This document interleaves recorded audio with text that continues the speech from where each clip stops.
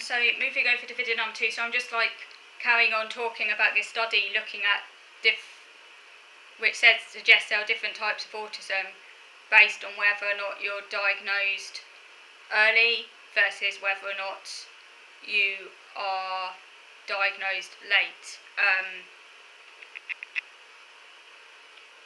Okay, so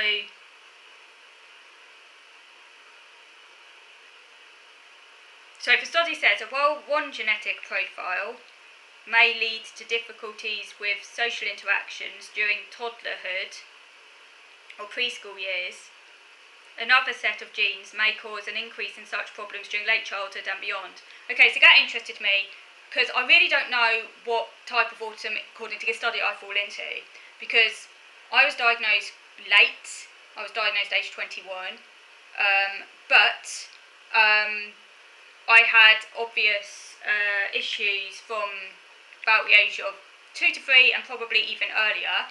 I think from about 18 months. I mean, health visitor assessment itself said I was impaired on part of the 18-month health check because I didn't put bricks in the right order as a child is supposed to do at that age.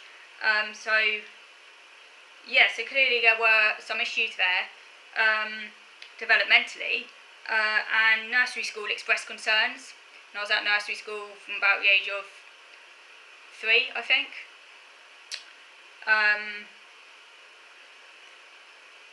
So I had social interaction problems, certainly from late toddlerhood, and preschool, definitely there. It's just that they weren't yet identified as autism, bearing in mind that this was in the early 1990s, when autism wasn't as known about as it is now. So again, I don't know how much they are controlling for when the person was diagnosed, because things have changed. Like if I was going through, I mean, people like me just didn't tend to be diagnosed back then. There were some exceptions. I know of some people who were diagnosed quite young, I know some people. So there were some exceptions. They tend to be male, by the way. I know one female who was diagnosed quite young, but she was 7 years younger than me, and I think she was diagnosed at the age of 9 or something. So later, according to this study, although still quite young.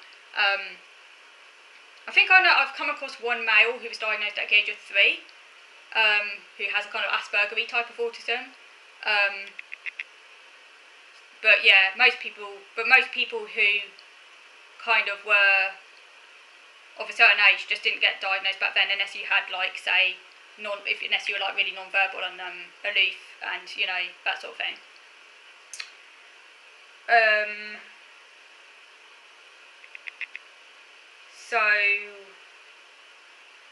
But like I said, there were obvious concerns in my development that were put down to other things.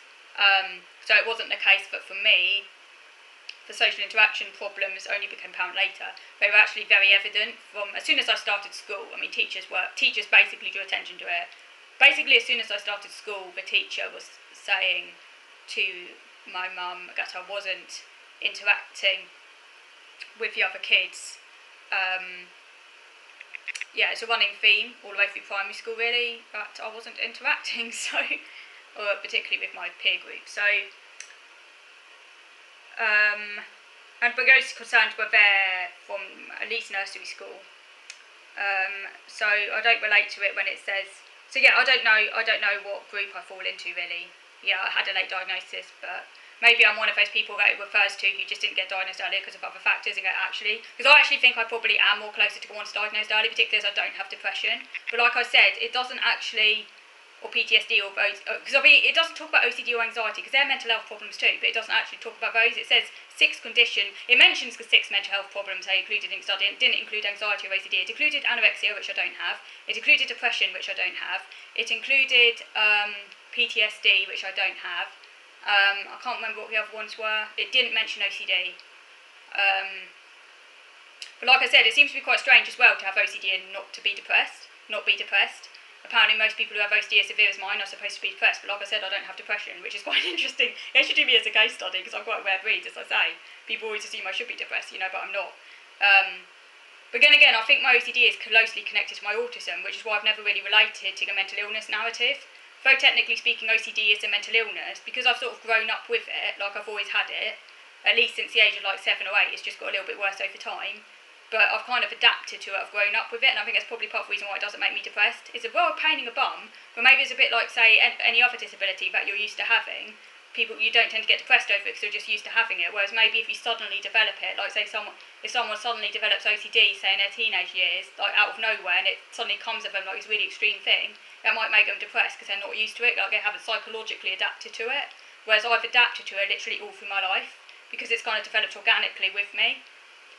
Like, and it comes out of my autism, like taking things literally, information processing, rigidities, black and white, not being, a lot of my ritualistic, repetitive behaviours. Sometimes I don't even know what's the autism, what's the OCD, because some of my repetitive behaviours I actually kind of like, I find soothing, and I seem to have a different pattern to some people who just have pure OCD.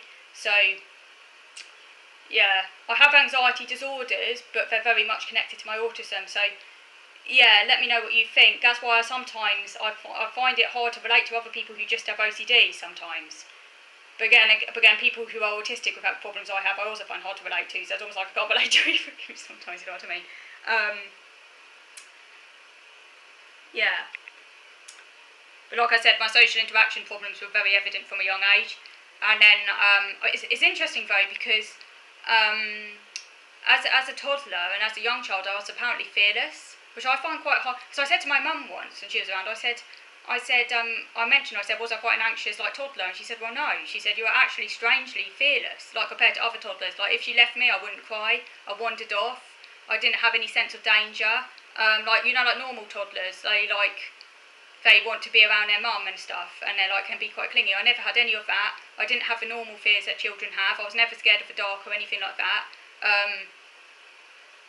Apparently, I was quite fearless, and actually and I could be taken anywhere as well, apparently. And I find that really quite interesting, because now I'm so anxious and so neurotic. It's like, how could that even be me? I would just assume I would always be it's weird, but then apparently my fears started to develop after the age of about 4.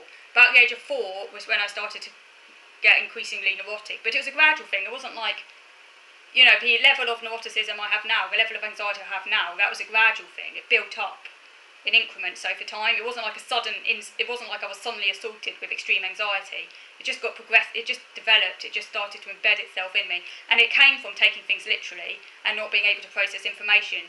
The more information I heard, the more language I could understand, the more anxious I became. It's definitely an information processing issue for me, and that's why I think it's very much connected to autism, and it's just kind of organically developed out of autism over time, and that's probably part of the reason why it doesn't make me depressed, because I'm just used to it.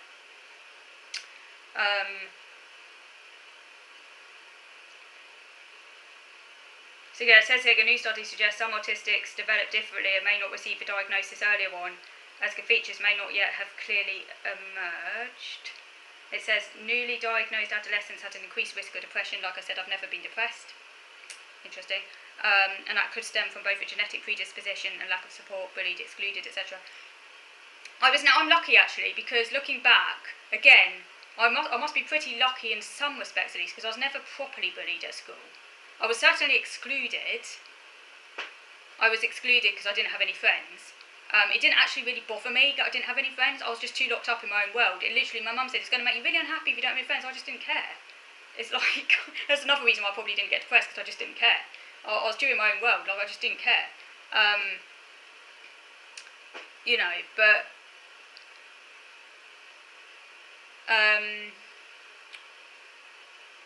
what am I trying to say? I wasn't bullied in any hardcore way. Certainly kids did tease me because I was very, very annoying. I think they teased me, which is kind of understandable, because in a way I was one of those kids who was quite kind of asking for trouble. If I just kind of passively retreated, probably I don't think I would have done. It's because I was kind of actively antagonising them, because I don't know, I was annoying because I couldn't make friends the normal way, so I was just annoying. So in some respects, I could sort of understand why. But yeah, I wouldn't say I wasn't hardcore bullied or anything. I wasn't. I used to just laugh at it. When kids tried to tease me, I just laughed at them, and I think they didn't know what to do with that, Because, you know, if a kid just laughs at you, like they're trying to tease you, but you just find it funny, you're not supposed to laugh, you're supposed to cry. Because I didn't cry and I just laughed, maybe that's part of the reason why they couldn't tease me properly. But I wasn't bullied in any hardcore way. That's not to underestimate the extent my experiences have had on messing me up, by the way, because they have messed me up, and they're probably part of the reason why I'm so neurotic, because it does affect you, you know. Even if you're not bullied properly, it does affect you, you know, if you don't have any friends and all of that, over time it does, you know. But I suppose maybe I'm a bit luckier than some autistics in that way. But anyway, do let me know, because I want to answer your comments. I'll do a comments video at some point. But yeah, do let me know what you think. And I've also never taken medication, which apparently is also quite strange for autistic people as well. So again, I'm a bit of a rare breed. But anyway, do let me know what you think, and thank you for watching.